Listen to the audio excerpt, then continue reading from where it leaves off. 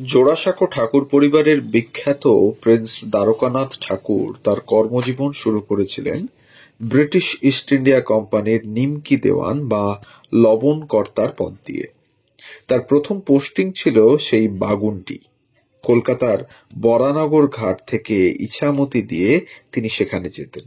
থাকতেন টাকির জমিদার মুন্সি কালীনাথ রায়চৌধুরীর বাড়িতে। এই কালীনাথ টাকির শিক্ষা সংস্কৃতির প্রসারে খুব বড় অবদান রেখেছিলেন। ১৭৫৭ সালে পলাশীর যুদ্ধে পরাজিত হন বাংলার নবাব সিরাজউদ্দৌলা। ব্রিটিশ ইস্ট ইন্ডিয়া কোম্পানির সাহায্যে মির্জাফর পরবর্তী নবাব হয়েছিলেন। মুর্শিদাবাদের তখতে বসে তিনি লর্ড ক্লাইভের হাতে তুলে দিয়েছিলেন বাংলার কয়েকটি অঞ্চল। লর্ড ক্লাইভ ছিলেন বাংলার প্রথম ইংরেজ জায়গিরদার।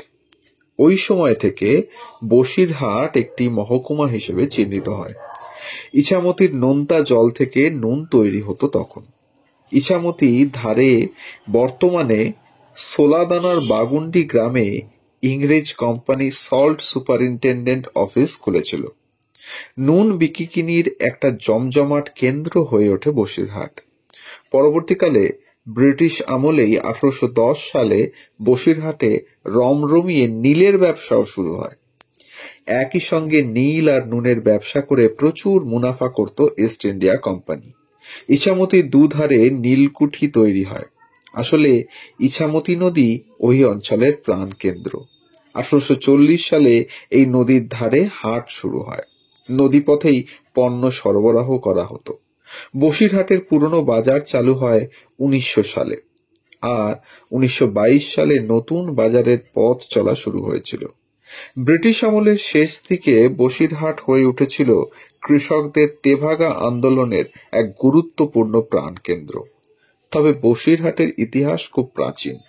জায়গাটির নামকরণ কিভাবে হলো তা নিয়েও রয়ে গেছে ধোঁয়াশা। কেউ বলেন ডক ঘাটের ইজারাদার বসু পরিবারের থেকে বসুর হাট অথবা বসুদের হাট কথাটি এসেছে। পরে সেটাই হয়ে গেছে বসিরহাট। কারো কারো মতে বসি মানে নিচু জমি, সেখান থেকেই এসেছে বসিরহাট নামটা। আবার বসি মানে নুন। বসিরহাটে যে একটা সময় নুনের বাণিজ্য চলতো সে তো জানাই গেছে, তার থেকেও নামটা আসতে পারে। কিছু লোক বলেন বাঁশের হাট থেকে এরকম নাম হয়েছে।